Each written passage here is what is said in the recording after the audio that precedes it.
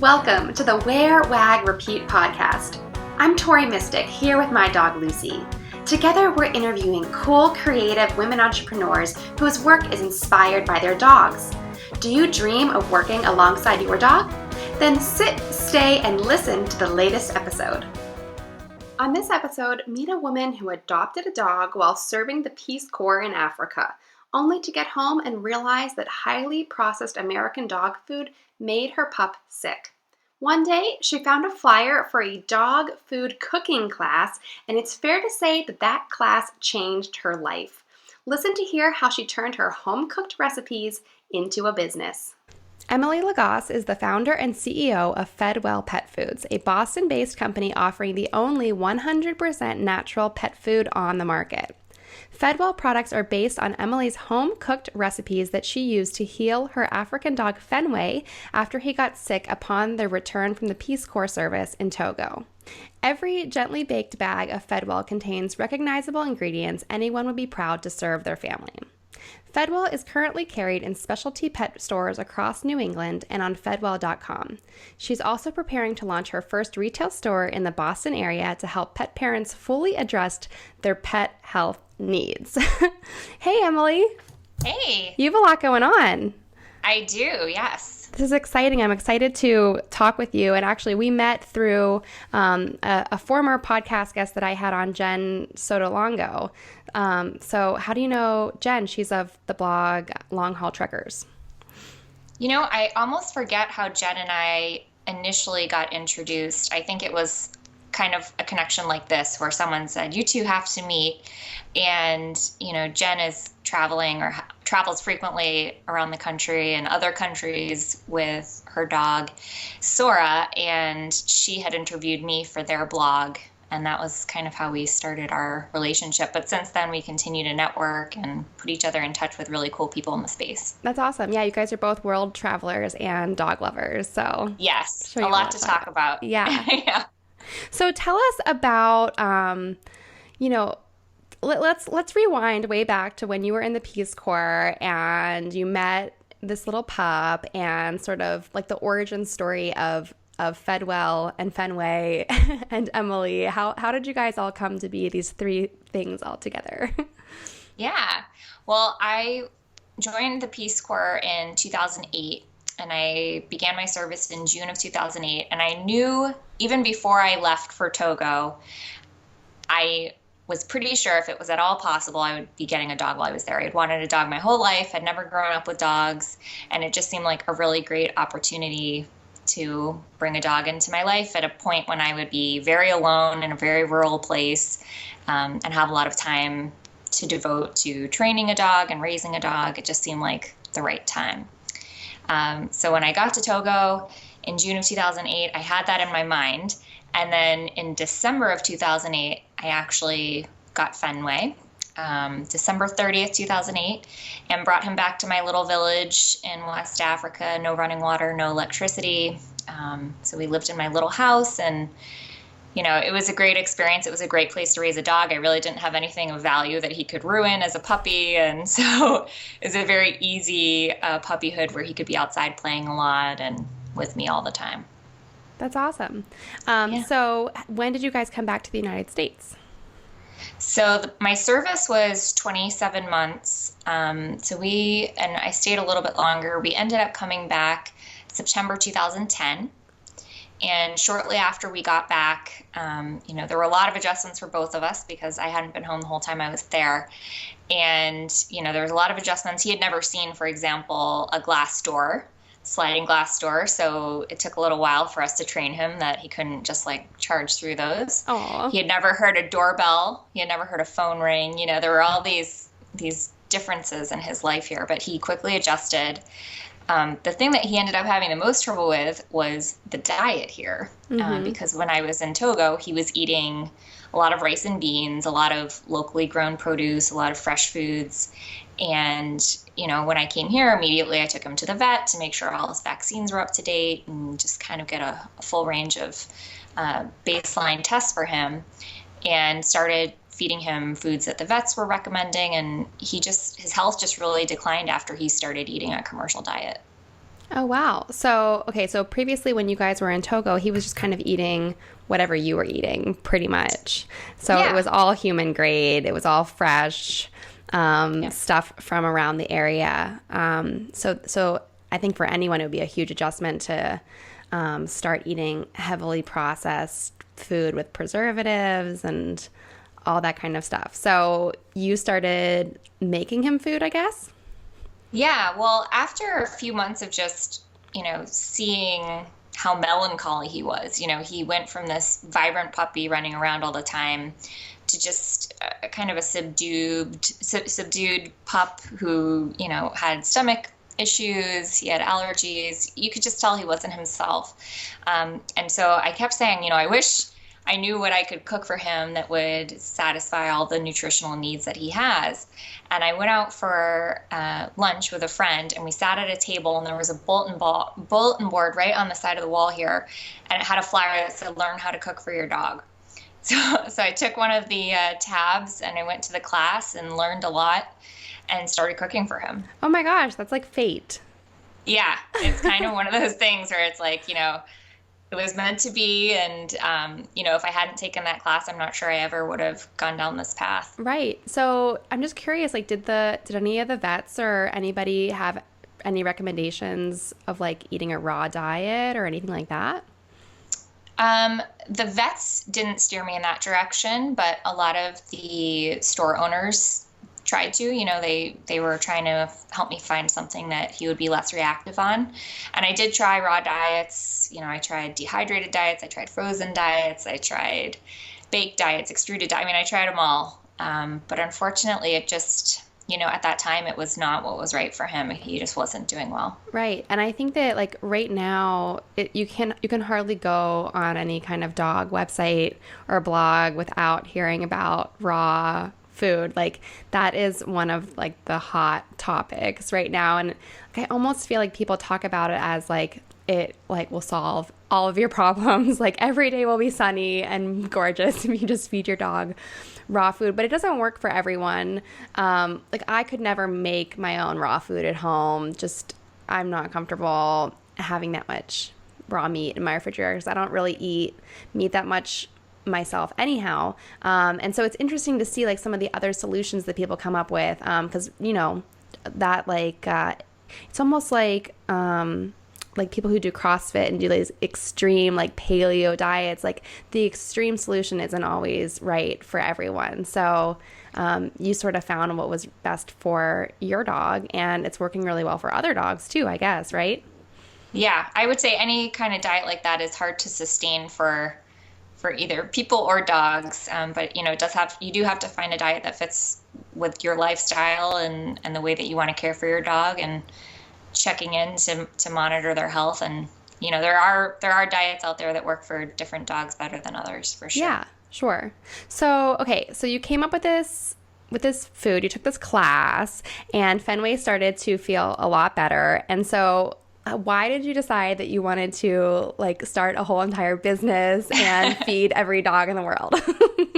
Well, it wasn't overnight, that is for sure. So it was a slow progression. I started cooking for him myself. I got really into the whole science of it because it's not, a lot of people will write me and say, well, I cook my dog chicken and rice. And I'd say, well, I think your heart's in the right place in terms of trying to cook for your dog at home, but there are a lot of nutrients that dogs need to get. So if you are cooking at home, it's important to rotate various protein sources and vegetables and really make sure that they get the full broad range of nutrients that they need.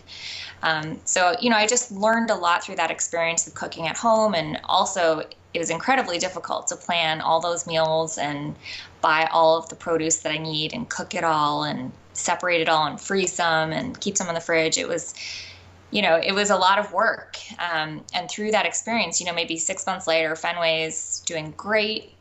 I really believed in what I was feeding him. And, other people started asking me, what do you feed your dog? Why is Fenway doing so great now? What changes did you make? And through my conversations with people at dog parks and parties, realized that, people really ideally would love to feed their dog in the way that I was feeding them, but didn't have the time or resources to do it. So when I realized that there really was a need there, I started thinking, well, how could I kind of scale up what I'm doing in my kitchen to feed more dogs? And, I looked at all different kinds of processes. I looked at like, oh, well, I could go to a commercial kitchen and do what I'm doing in my kitchen at a much larger scale and try and sell that. I could make a dehydrated product. I could, try all these different things. But what I really ended up on was I really wanted to focus on making what I put out as close as possible to what I was doing in my kitchen. And the only way that I found that I could do that was by baking my product. Because I also found that people really wanted a shelf-stable solution. I think as we were talking about lifestyle and dog food diets, it's tough to have fresh food for your dogs all the time, especially if it requires refrigeration and portioning, and having this dry product, a shelf-stable product that has an ingredient label very similar to something that you can make at home that you just need to scoop and measure was very attractive to people. So that is what I ended up putting out there. Hey there, sorry to interrupt, but I'd love to see what you're doing while you catch up with the Wear, Wag, Repeat podcast. Take a screenshot of this episode in your podcast player or snap a selfie with your earbuds in and share it to your Instagram stories. I'll keep an eye out for mentions and would love to give you a shout out from my own account. Okay, now back to the interview. Out there. So how did you find like a factory or a facility that made this for you? That is probably one of the biggest hurdles in starting this company. Most dog food is extruded, and there are a fair number of extrusion facilities around the country. What does extruded mean? It's just a type of machinery and equipment. A lot of plastic pieces are made by extrusion. Pasta is made by extrusion. It looks like that Play-Doh piece, that where the Play-Doh kind of comes through this wheel and you chop it at the end and you get all the different sizes. So it's popular using for use of dog food, but it's a very high heat, high pressure, very quick process. You can make, tens of thousands of pounds very, very quickly. But for me, that wasn't the route that I wanted to go. It wasn't the right type of process to make the product that I wanted. I really wanted to focus on a baked product. And there just aren't that many places that bake dog food. So I had to explore doing it myself. Didn't have, the right capabilities to do that, as it turns out. But I ended up, what I did was I would go to the retail stores and I would look on the back of all the packaging of dog biscuits that were baked. And I would call the companies and I would say, do you have your own facilities or does someone else bake this for you? And sometimes they would tell me and sometimes they wouldn't. And I would just follow down those leads. So sometimes they would say, oh, well, we use a bakery in Nebraska. But they wouldn't tell me who. So then I would have to call the Chamber of Commerce in Nebraska and say, is there a dog food bakery in your state? And they would kind of help me figure it out. Or I would call people who made dog food packaging and I would say, which manufacturers do you ship to? Because I'm trying to find a manufacturer. So it's like you have to reverse engineer the process to find a manufacturer for you. Wow, that's really interesting. And you have to definitely be driven and passionate about what you're doing because it sounds like a lot of legwork. It's a lot of detective work. It took me, I would say that whole search and even just figuring out how to get the product made and finding someone to make it for me took a year. Wow. So, yeah. And so that whole time, did you recruit other dogs to test recipes out, or was Fenway sort of like the main taste tester for Fedwell? How did you figure out what kind of recipe you were going to produce when you did finally find someone to make it? Well, Fenway's always been the number one taste tester, always will be. I did, especially at first when I was kind of trying to figure out what format to make the food in and what protein source I wanted to go with, I would make these little samples at home and use a dehydrator and bring them to dog parks and events and test them out and take surveys. But because it was such a palatable product, because it was real food and it was minimally processed, 100% of the dogs loved the food, which is kind of unusual. But after I got enough feedback that dogs really loved the taste of it. I didn't feel like I needed to keep testing it. What was more important was the food science behind actually making the product, because I really needed to make sure that whatever came out of the machine after the production run really hit all the nutrient specs that dogs need to live a healthy and balanced life. Which is why it's hard to make food at home, because you really need to make sure that they get this array of nutrients. Right. It's a lot of pressure, I think, on you. And I think a lot of people do make their dogs chicken and rice, like you said. And maybe that's okay if they're sick for a day or two, but that's not enough for them to have a healthy life for long term. So, so it's definitely nice to have a product that you can just scoop out. Yeah. I mean, I like to guide people to think about their dog's diet in the way that they would think about their own. So, we feel best when we eat a variety of foods, different nutrients coming from different sources, and the higher quality produce and the less processed it is, the better we feel and the healthier we feel. And you can apply that same logic to your dogs too. Right. So I think in addition to just food, you're also now exploring supplements and kind of like whole body wellness for dogs. So tell us a little bit about that, because my dog, I've always had Labradors, and so everyone, is always recommending glucosamine, chondroitin, and I've always kept my dogs on stuff like that. But it seems like there's just so many different supplements on the market that are designed for all sorts of different benefits. So how did you go about coming up with something like that? Yeah, well, it really was through feedback through a lot of customers and a lot of potential customers who would see me on a TV show or hear about the food from a friend and would call and write and say, my dog has XYZ ailment. Is your food going to help with that? And after talking to so many people about so many of the issues that they were experiencing with their dogs or cats, it really helped me understand that, vets were really great at diagnosing the issue and prescribing necessary medications, but that people were struggling with, what else can I do? How else can I further support my pet? And to your point, maybe, glucosamine may help your certain breed or prevent certain issues, but then it's a matter of, well, which brand do I buy and how much am I giving? Mm-hmm. And can I trust this company? Is this safe for my dog? So what I realized was, food is certainly a major component in any health and wellness plan. And, I want to continue to put out foods that will help people address various health needs. But further, I want to help people support these ongoing issues, even prevent issues from happening by supplementing the whole dog, whether that be with whole food supplements like bee pollen or bone broth, or it could be things like glucosamine. Yeah. So another thing that that I've been seeing lately, and I just got an email today from a major pet store about toppers.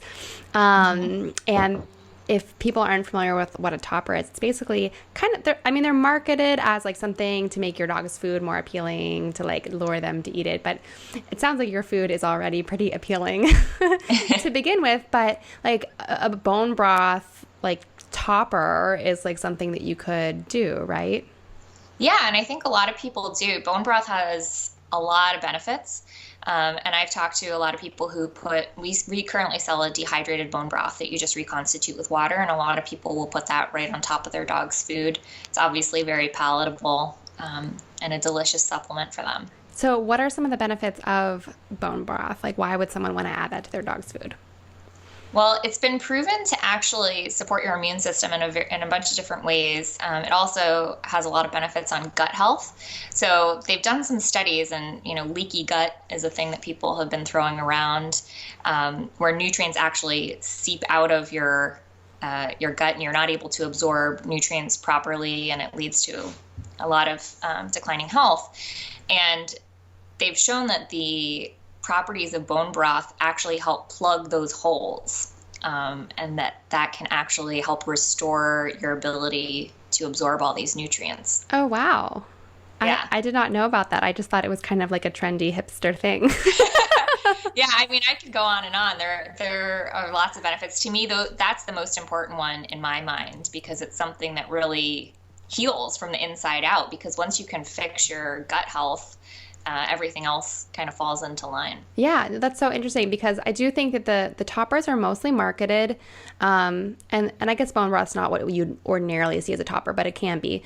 They're usually marketed as like something just to make your dog's food more delicious, and sometimes I think they kind of they try to like humanize your dog, like they need something that tastes good. I'm like, my dog would eat a rock, like she doesn't care.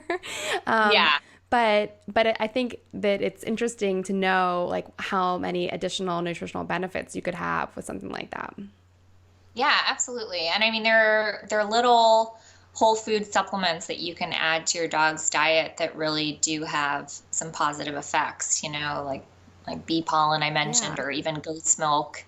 There are lots of little things that you can kind of give them that they think are treats, and they are, they can be. But they also have really great health benefits. Bee pollen is on my list. Lucy and I went to Asheville, North Carolina in the fall, and they're really into bees there. So we went to like a bee, like a honey shop, and they had pollen and local honey and all sorts of stuff. And I learned a little bit about bee pollen, and I get pretty bad allergies in the spring. So that's on my list. I never considered giving it to Lucy, but since we do everything together, maybe we'll both have some bee pollen. Yeah, I mean, it is really great for seasonal allergies, and it can be really helpful for dogs in that way. It also is packed with, I think it's one of the only, if not the only, whole food supplement that contains like the broadest spectrum of vitamins and minerals. Like it's definitely a superfood. You get your bang for your buck if you're taking bee pollen. Yeah, well, I'm gonna look into that. That's a good thing to figure out this spring. It seems very timely. Okay, so I was wondering, because I've heard a lot of like different rumors and people talking about things. Are there any regulations or like approval? Like, is there an FDA for the dog industry when you're making treats and food? So treats and food are treated a little bit differently. So treats are a little less regulated. It also varies by state, but in general, people can make treats in their home and sell them in retail and in farmers markets. And really, with both food and treats, the biggest obstacle to getting a product made is actually making sure that you are hitting all of your labeling requirements. So if you notice on the back of any dog food bag, you'll see the ingredients listed and the guaranteed analysis and the calories and feeding instructions. So those are actually things that, anytime you're making packaging or product, you have to keep those things in mind, and you actually have to get those approved in various states. So that's as for me as a brand, the biggest hurdle I have is making sure that my labeling is up to code, so to speak, and that's related to the states that I sell in. But other than that, facilities, I haven't made the food myself for sale, but it is tougher to do that, and I haven't pursued it myself, but I would imagine it is tougher to run the kind of facility that you would need to make food for sale like that. But all the facilities have to be USDA inspected, and it fits certain health codes, and also depending on where the food is sold, if you sell out of the country, they also have to follow different regulations. So there are a lot of checks and balances in places to make sure that food is made in a safe way, ingredients are stored in a safe way. I know our food doesn't leave the manufacturer until it gets tested for salmonella. So there are safeguards in place at these facilities to make sure that the food is prepared in a safe manner. But really, from a brand perspective, as a company, obviously my biggest concern is making great products, but also making sure the labels fit all the requirements. Yeah, that's interesting. It's interesting and good to know if someone is interested in pursuing something down this path. Like the label details are very important. Yes. Yep. Okay, so let's, we're kind of getting near the end here, but I don't want to end before we talk about Fenway some more. We talked about him a little bit, but I want to hear more. like, do you know what kind of dog he is? I know that he is just a wild African dog, but or not wild, but maybe he is a wild man. I don't know. He's a little wild. I was actually just looking behind me because he's right. Oh, okay. He's right Oh. So he's like a medium-sized dog. Yeah, he's about 30 pounds, and 27 pounds. So he, I don't know what kind of dog he is. I know Basenjis are a very popular breed in West Africa and Africa in general. He's probably part Basenji. When I look at pictures of him as a puppy, next to pictures of Basenji, I see a lot of similar features. I know he also has some of the characteristics of Basenjis. Like Fenway rarely barks, but if the phone were to ring, he would start howling. And Basenjis are also very quiet, but also howl for certain noises. He's definitely a hunter. If people look at pictures of him, they think if they just see his face, they think he looks like a corgi, but he's actually taller than a corgi. Yeah, and he's a little different coloring. Yeah, so and he has the white tip tail, and it's hard to know exactly what he is. I probably should get his DNA tested and see if we can dig a little deeper. But definitely a herding breed. And because of where we were in West Africa, it's hard to know exactly what he was because there weren't really any purebred dogs there. No, so he's a mix of all sorts of things. So yeah. What is your favorite thing to do together? That would be walking in the woods. Mm-hmm. Fenway loves to run in the woods. That's his favorite. If it was just the two of us every day walking in the woods, any season, any weather, that's his favorite. Yeah, he just likes to be off leash and sniffing all around. And so coming from Africa and then moving to Boston, what did he think of the snow? So it's funny. We were very eager to see how he would react for the first snowfall. And what's so interesting is when we were in Togo, obviously it was 90 degrees, 100 degrees every day. It was very hot, and his coat was very thin. And so when we moved here in September in the fall, I kept thinking like, oh, we're going to need to get him a jacket, because he was even shivering in September when we moved here. I mean, I was too, but I felt more badly for him. But what was so interesting is his hair actually grew longer. So for 2 years, he had this like very, very short coat. And as soon as we moved here, something in his genetics must have told him, you need to grow a longer coat. And so now he has a longer coat. That's so interesting, though. And I think that just makes you think so much about like their heritage and the wolf background that all of our dogs have. That's so cool. Yeah, but he does love the snow. I think, like all of us, he gets tired of it from time to time, when it's like the fifth morning walk in a row in like 0 degrees with, a foot of snow. It can get a little tiring on anybody's spirit. Yeah, or the 5th month in a row. Yeah. But overall, I would say, he enjoys frolicking in the snow. That's awesome. Well, it was so nice to meet you and to hear all about Fenway. Tell everyone who's listening where they can find you and how they can buy your food, because I definitely want to try it, and I think some other people would too. Yeah, well, everything that we sell is available on fedwell.com. And social media, I'm on Instagram, YouTube, Facebook, Twitter. We do a lot of DIY videos on YouTube, just like you do. Yeah. And then I'm opening a store that will carry all of our products that we currently have and really focus on supporting all those pet health needs. And that's opening in the Somerville, Massachusetts area, hopefully this spring. So, ooh, that's so exciting. I can't wait to hear more about the store. I should have asked you about that sooner. That's all right. Stay tuned. We'll have more details later. We can do another podcast. To be continued. It's a cliffhanger. Yeah.